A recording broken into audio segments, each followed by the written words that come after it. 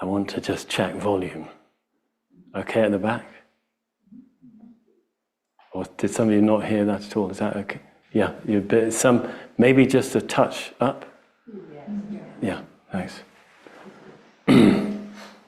Okay, let's see, is that better? Okay, good. Well, thank you very much, Kodo, for that kind introduction. Checks in the post. And thank you to all of you for coming tonight. Thank you to Apaya generally for inviting me in, and to Roshi Joan, who will be here this weekend, as will I, offering a weekend sort of study, workshop, retreat with quite a bit of meditation, quite a bit of banter, no doubt, and on the subject that is the title of this talk and of my latest book, as Kodo was kindly saying, Original Love. That's what I want to talk about this evening. What on earth does Henry mean by original love? How dare he say something so categorical about love and about origins, and who is he to be saying such things?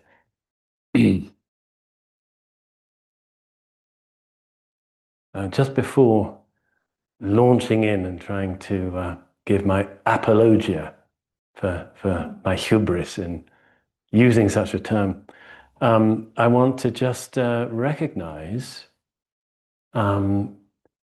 that in a time of such difficulty, in our collective experience, in our collective life that we're going through in this country, that I think not one of us will be unaware of, and even if whichever side of the war, really, we might be on, it's a terrible thing that a country is riven so tragically, and that such cruelty is being perpetrated in our midst.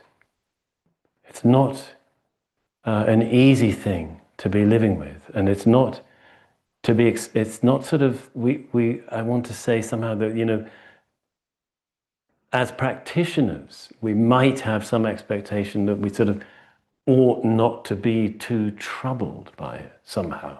This practice is billed as a path out of suffering. Why am I suffering around events that aren't even happening in front of me? Well, because we are a collective species. We feel what is going on among our brethren and our sistren, as they say in some Rasta contexts. But we feel it, we're part of it, and we're actually part of a biosphere. And we feel what is happening to the biosphere. We can't help it, we're part of it. And actually, I'm already grazing into the territory of original love without quite meaning to, because actually you can't really get away from it when you start looking for it and recognizing it. But to be able to come to a place like this at such a time is, of course, it's a privilege, but it's also a kind of necessity that we have as a species created true refuges. And the refuges in traditional Buddhism are not just the practice, not just the teachings and the guidance and the framings of experience that the traditions offer, but obviously, as I'm sure all of you will know, the Sangha, the refuge of coming together with the intention of something positive, something that's more on the side of love than division and hate, with the intention also of somehow getting closer to some kind of reality, of clearing our eyes, clearing our vision, seeing more accurately and on all levels. And that to gather in a place dedicated to that, with other people, to, of course, greater and lesser extents, dedicated to that, or at least dedicating this hour together to that. is so nourishing. It's so helpful. And it's that doesn't mean that we go from however turbulent and raveled, or unraveled we feel, to having it all knitted up and all's well. No, it means that we go to a space, a place where we can feel what we're really feeling. That we're not somehow encouraged in what we normally do when we're under duress and stress, which is sort of tighten and speed up. Instead, we can come here and be together to basically do actually the opposite, to soften and slow down. And generally, when we do that, we find that our hearts are feeling stuff. But when we're held in a context like this, it's easier to be with what our hearts are feeling. Rather than distracting ourselves, rather than tightening and speeding up, we can actually take a kind of personal inventory, take stock, and find that there is a way we can be with our suffering. And that is, in fact, the first noble truth, that suffering exists. And implicit in that is the encouragement, the invitation to learn to accept it and not push it away, not run away from it. I mean, we all know, or as we practice more, we get to know more our many little devices, including devices for running away from it,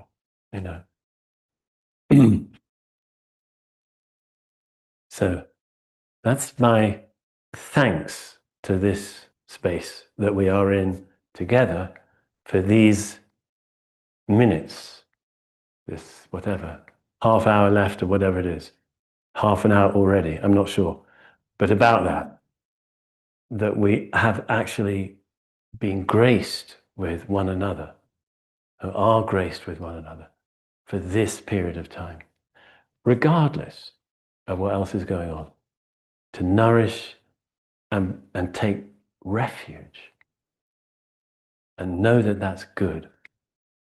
Okay, here's something I want to read. Spiritual awakening is frequently described as a journey to the top of a mountain. We leave our attachments and our worldliness behind and slowly make our way to the top. At the peak, we have transcended all pain. The only problem with this metaphor is that we leave all the others behind.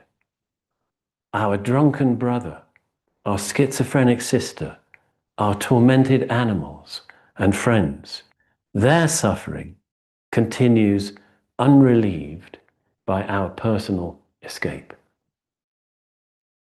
In the process of discovering bodhicitta, the journey goes down, not up. In the process of discovering bodhicitta, the journey goes down, not up. It's as if the mountain pointed toward the center of the earth instead of reaching into the sky. Instead of transcending the suffering of all creatures, we move toward the turbulence and doubt. We jump into it. We slide into it. We tiptoe into it. We move toward it however we can. We explore the reality and unpredictability of insecurity and pain, and we try not to push it away. If it takes years, if it takes lifetimes, we let it be as it is. At our own pace, without speed or aggression, we move down and down and down. With us move millions of others, our companions in awakening from fear. At the bottom, we discover water, the healing water of bodhicitta, right down there in the thick of things. We discover the love that will not die. Right down there in the thick of things, we discover the love that will not die.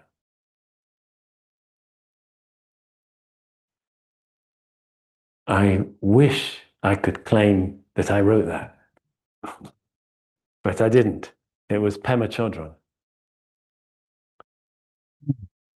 But in a way, in my small way, that's something of what I've been trying to talk about in this book, Original Love, is it's exactly that, really.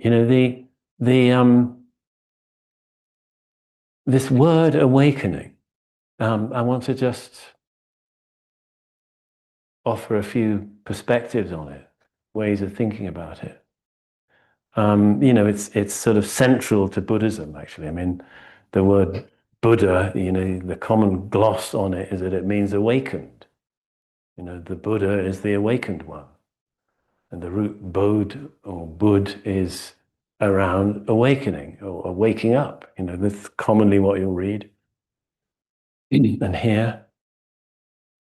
So what does awakening mean?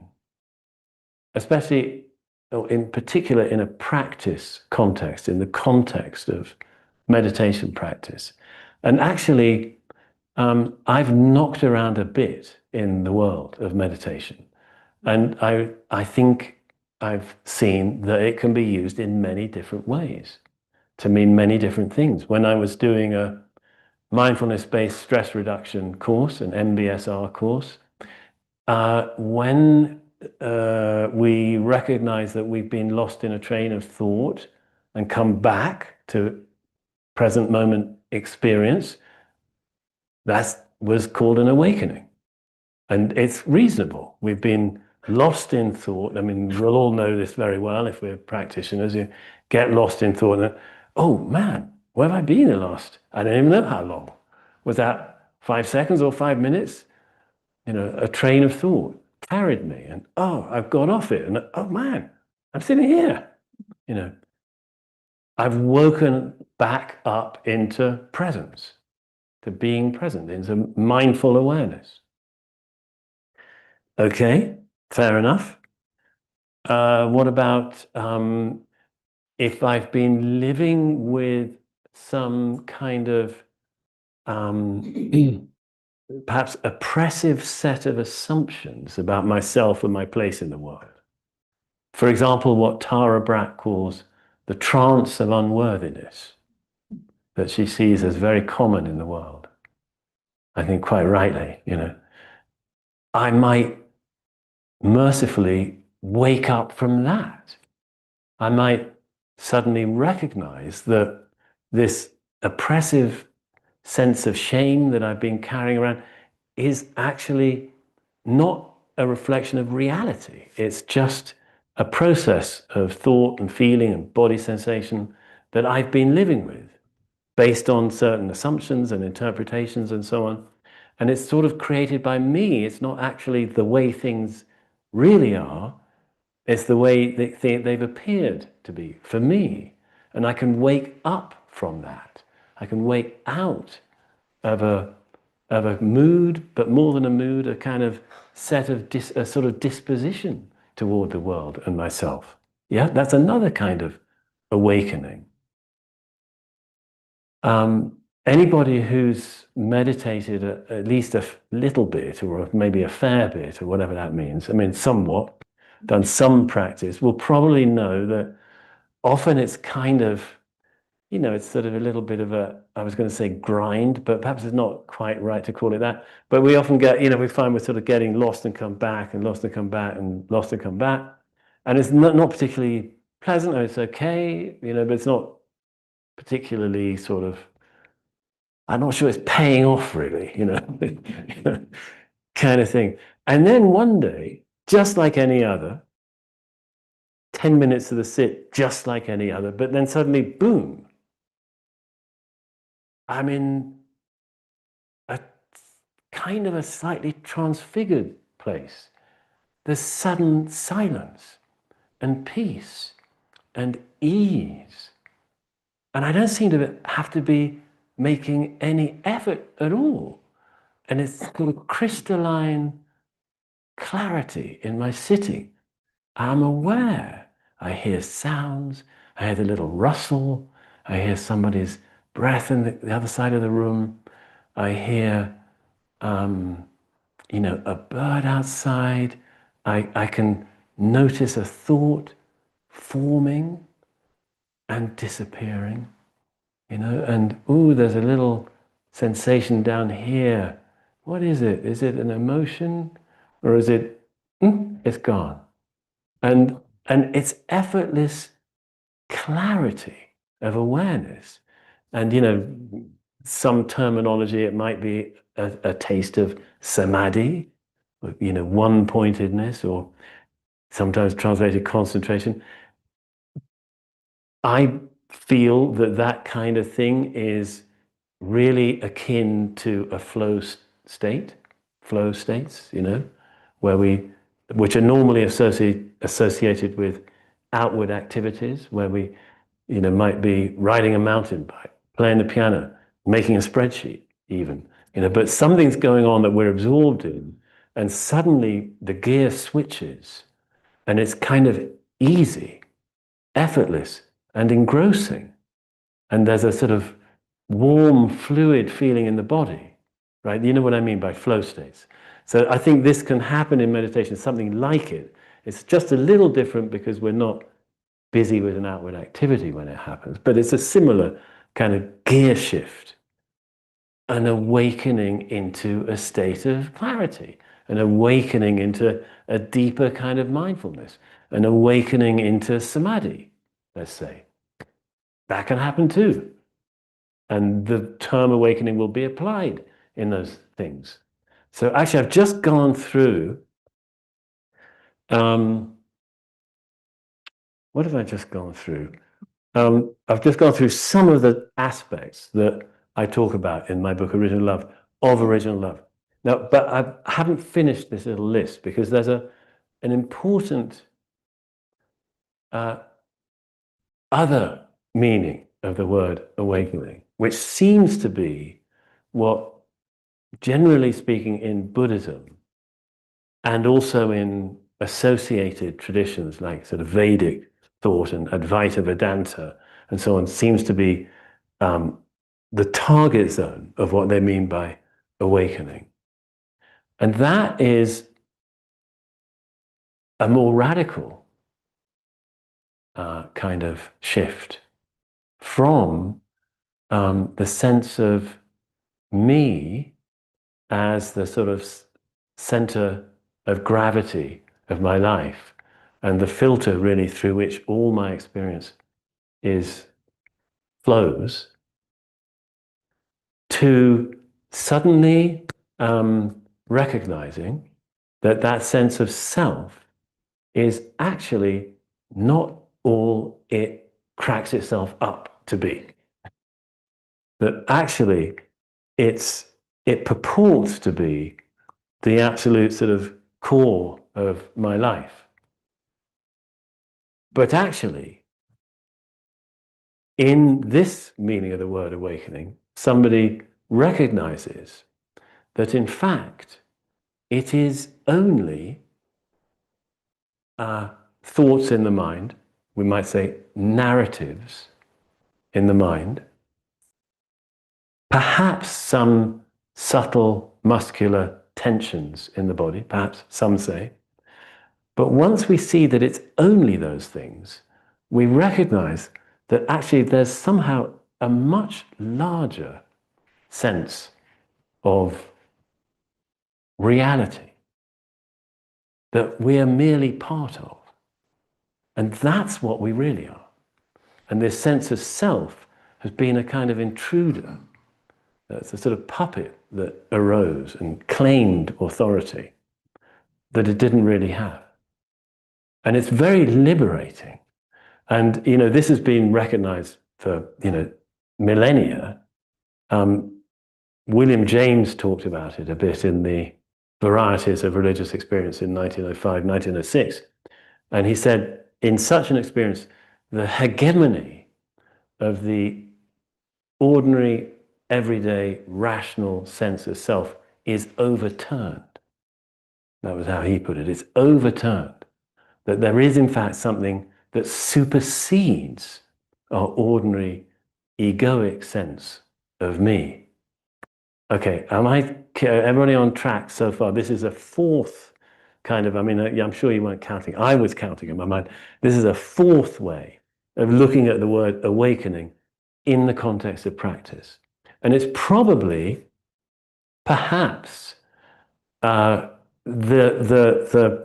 primary one in most Buddhist traditions is this recognition that rather than being the separate being, entity, defined by the limits of the skin bag, inhabited by some kind of little homunculus called me, who's kind of pulling the levers, trying to move things around and make things how they want things to be, actually both internally and externally, rather than that being the complete and unassailably correct view of this very moment, actually there's another way, or let's say there is a way of being released from that, what turns out to be rather restricted view. It's an opening up to something that is boundless, actually, but also deeply engages the human heart. Human heart switches on when it senses this. Because rather than being any longer a separate entity that must defend itself, that must negotiate the world and manage its experience in order to feel okay, if that setup is seen through as only a construction, basically in the mind, a model that we created cognitively and have been living by, if that's seen through, then suddenly the need for defense is gone. Because if you're sort of not just that, but in some mysterious way, all of it, what are you going to defend yourself against? If you don't end with a skin bag, we're not denying that you have a body. No. This is like a shift to another order of experience. It doesn't deny, actually, that, this hand and this cup, this hand obviously can pick up this cup. To say the hand and the cup are inseparable sort of doesn't make sense because the hand can pick up the cup. We're saying, well, I'm trying to convey, there's another order. It's a shift, it's going to a higher order or perhaps deeper order, dropping down to what, like some call, like the physicist David Bohm called an implicate order. Like there's a sort of, sorry, I'm still on the same subject, but I'm just rambling around a bit and how I'm trying to convey it. It's as if, imagine, an aspen tree and an aspen tree, an aspen tree and an aspen tree, all separate tree trunks, but we know they're rhizomatic, is that the word? Or whatever the word is. They're all one organism, right? It's a bit like that hand and cup, obviously two things, but actually there is another order of experience that we humans are capable of, in which we discover that hand and cup are joined in a way that by virtue of being both part of the same other order of things. And you might say, well, so what? I mean, really, but the answer I would give, and you know, I'm only telling you how it is for me. The answer I would give is that it's kind of a little bit earth-shaking to discover this, because it means that it shows that all the assumptions basically all the assumptions I've made about life are predicated on me being me, the separate thing I thought I was. And once again, we don't actually have to lose that, but we see it in a very different light from this perspective of this kind of awakening. And to discover that we are both precisely who we sort of seem to be with the name we've got and so on, but at the same time, we're actually part of a kind of inseparableness, a great inseparableness. Man, it changes things. It allows for a very different perspective. It's very, I mean, traditionally, especially perhaps more in Mahayana Buddhism, it's been viewed as a key insight for unlocking a more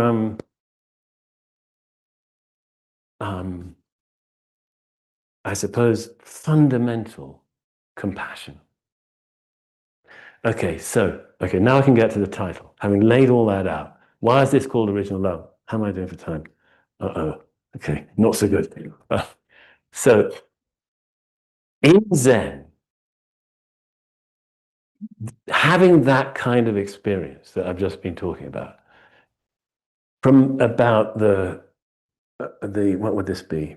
650s approximately, around about the maybe a little earlier, 640s, 30s. The one terminology for describing that kind of experience came up, which was seeing your original face from before even the time your parents were born. Your own original face that you've had, not just from before the time you were born, but from before even your parents being born. Which might be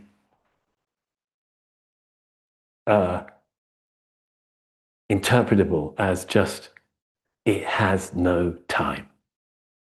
There's no time in it. Discovering some kind of reality which is not far away, it's right here, and it's intimate with you, it's your own face, okay, in this view, and you can actually somehow discover it for yourself. And it has no time. Actually, it also has no space. Or some say limitless space. But also some say no space. Okay. Okay. So basically, you know, that's a riff on what is also called in Buddhism original nature. Original nature. So Henry says, in his experience, and he's not alone, he knows in this, that to have a glimpse of that is very, very, it hits the human heart profoundly for the reasons I've been saying. Because you discover you're not separate, because you discover you belong in a kind of unviolable way. You belong utterly. And because you see somehow that this very moment is a pure gift. It's just being given this moment. I mean, I could go on and on, but it feels like love. The quality of love very often in it. So Henry called it original love. I don't know whether that's original, actually, but I hadn't heard it before. I hadn't heard it before in that sense. And let me just see, okay, ding, ding, ding, tick, tick, tick, tick, in 3 minutes. So I want to say, I was talking about those various meanings of the word awakening. And then I said, but the big one, the real one, the true Buddhist one, is this big thing. But actually, I want to disagree with myself. Because the whole point about this original love, this is why it's so valuable and beautiful, is that actually it's always here. You don't have to have some cataclysmic awakening. Just to recognize your own heart doing what it's doing and not fight it. That's like a teardrop from Kuan Yin's eye, from Kanzeon, from Avalokita, from Bodhisattva of great mercy, from her eye dropping into your heart. You can do it. It's just that little easing, softening that this practice is for. It's not for rigidity and tightness and let alone speed. It's slowing and softening.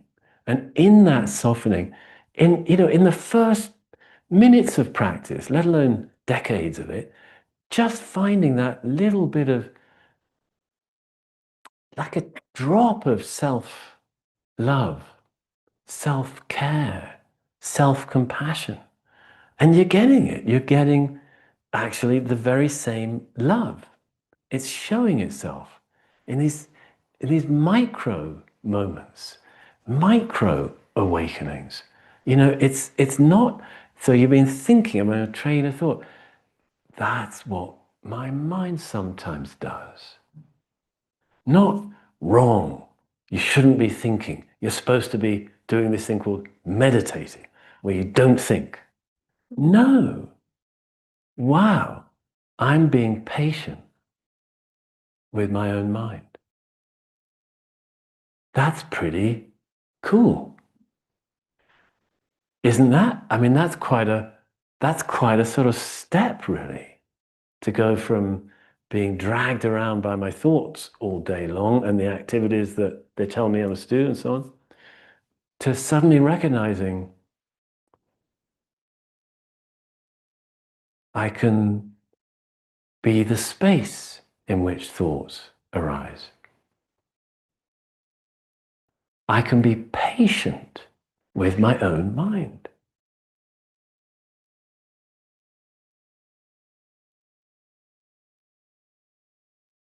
Yeah, it's like a little but inestimably valuable taste of original love right there. Okay. Any questions or? Yeah.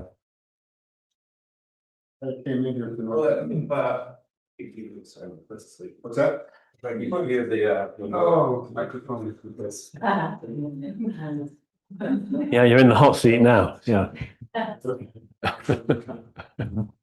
Okay. I mean, I came in here tonight.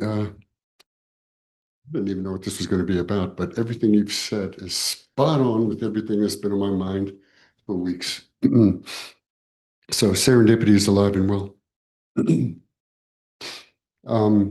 It was years ago that I remember Roshi after a talk that Roshi Joan did. It was at the very end. She asked everyone before we left, "Are you adding or bringing more stress to the world? I want you to think about that before you leave." Simple question, but kind of difficult one to answer, because when you spoke of awareness, it's both a blessing and a curse, because I didn't mean it. I mean, I'm sorry, that doesn't work anymore, right? Because, once awareness kicks in, I'm responsible for everything I do. And the one thing that I've been wondering about a great deal, because I have family siblings that are very hardcore rooted in fear, anger, hate, the whole bit. And the best I can offer is an example of love, forgiveness. Yes. That is so slow. It's painful. So Yes. I don't know if there's any advice that anyone give me. I'll give you my number later but Yeah. I don't know how to make love move faster. So that's all. Thank you. Thank you. Yeah. Maybe I think really just one more, if there's a question.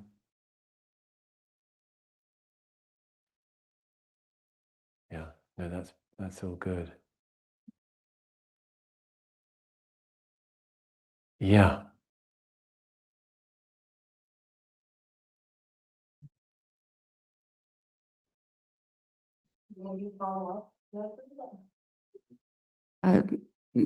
Why would you want to make love move faster? I was just listening to, you're emphasizing the importance of being slow and letting things be slow.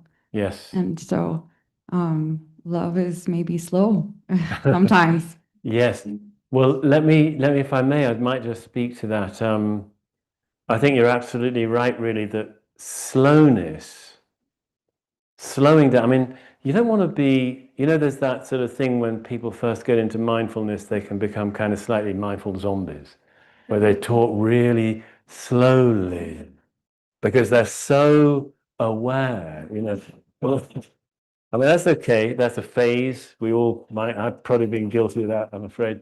But actually, truly,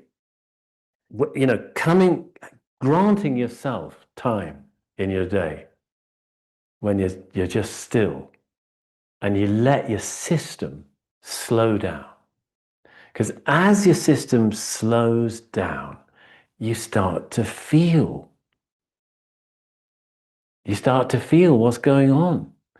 And gradually, as it slows more, it's easier to get the capacity to be with whatever you're feeling, because the patience and the love and the compassion start to come too. So there's a slowing down that invites more space, capacity for love. I think there is. And I was also just thinking, there's some phrase, the medieval mystic Julian of Norwich?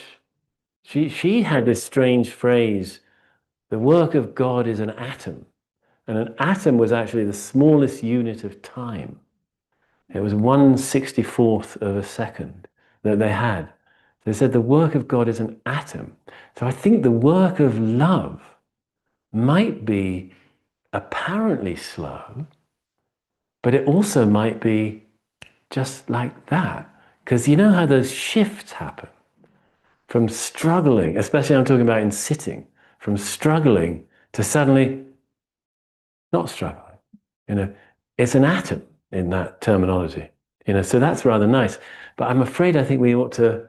I don't want to keep you late because the wheels of Upaya have to keep turning. The next thing's happening. But thank you very, very much, everybody, for listening, being so